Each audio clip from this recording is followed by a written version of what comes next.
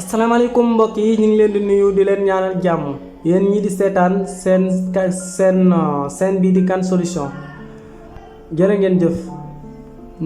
tey nag dañuy ñëw si WhatsApp ba tey naka la ñuy utiliser WhatsApp ba nga xamante si ni du yóbbu connexion bu bëri maanaam sa connexion naka nga koy sakkanalee ci WhatsApp bi voilà. maanaam vidéo yi ñu ngi des fois nga bokk ci groupe vidéo yi bëri ñi envoyé ay vidéo ay photo ay audio boo ko bëggee limité maanaam ni ngay def ba nga xamante si ni du ñëw rek enregistré wu automatiquement ci sa téléphone portable maanaam yow lay neex rek nga cliquer ko mu enregistré. waaw léegi nañu ñëw naka lañ koy defee bu fekkee wifi nga yor nag man nga koo bàyyi bu fekkee nag sa téléphone mobile sa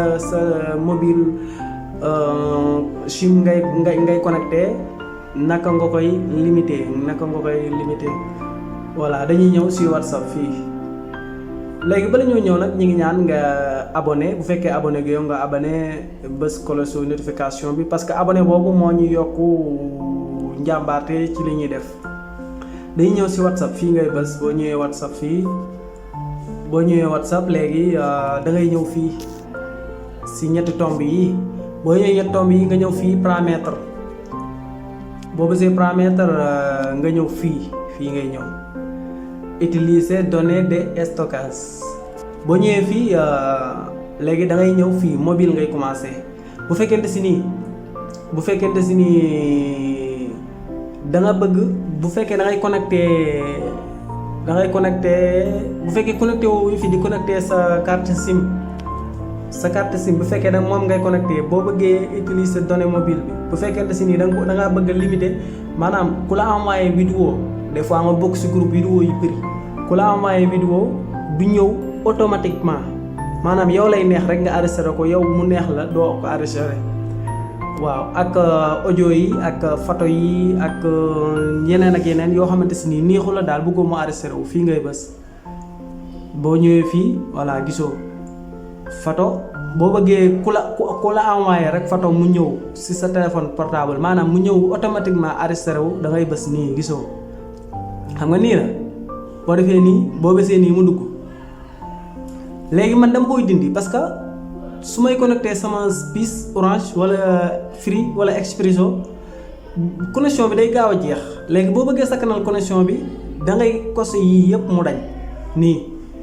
boo kose yii yëpp mu dañ maanaam ku la envoyé photo audio vidéo du ñëw automatiquement ci sa portable maanaam du feesal sa mémoire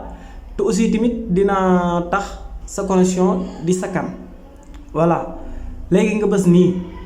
léegi waa gisoo vidéo bu ñëw wala photo bu ñëw wala audio bu ñëw wala document yi ñu lay envoyé tamit du enregistré wu automatiquement gisoo di yëpp dama ko dindi léegi nga bës fii léegi bu fekkee ne si ni wifi ngay connecté xam nga wifi moom moo gën a garaaw maanaam wifi chaque mois rek ngay fay boo fayee chaque mois nga fay temps léegi bu fekkee wifi ngay connecté da ngay bës fii gisoo man dama ko indi dama bu fekkee wi xam nga yu bëri wifi laay connecté moo tax damay indi photo bi mu enregistré wu audio bi vidéo bi ak document yi yëpp enregistré wul noonu laa ko def bu fekkente si ni wifi laay connecté ma daal di bës fii yéen a ngi gis voilà léegi données mobile bi désactivé naa ko gisoo bu fekkee sama connexion laay connecté sama carte Orange laay connecté bu fekkee Orange laay connecté bu ma taalee connexion bi yëpp du wàcc bu fekkente si ni wifi bi laa taal nag yëpp day wàcc ñëw enregistré wu voilà dana sakkanal connexion bu fekkee wifi moom chaque mois garaawut mën nga koo taal. waaw lii lañ lay indiloon tey di leen ñaan ngeen di abonné di partager suñu vidéo yi parce que moo ñuy yokk sawarte ci li ñuy def jërë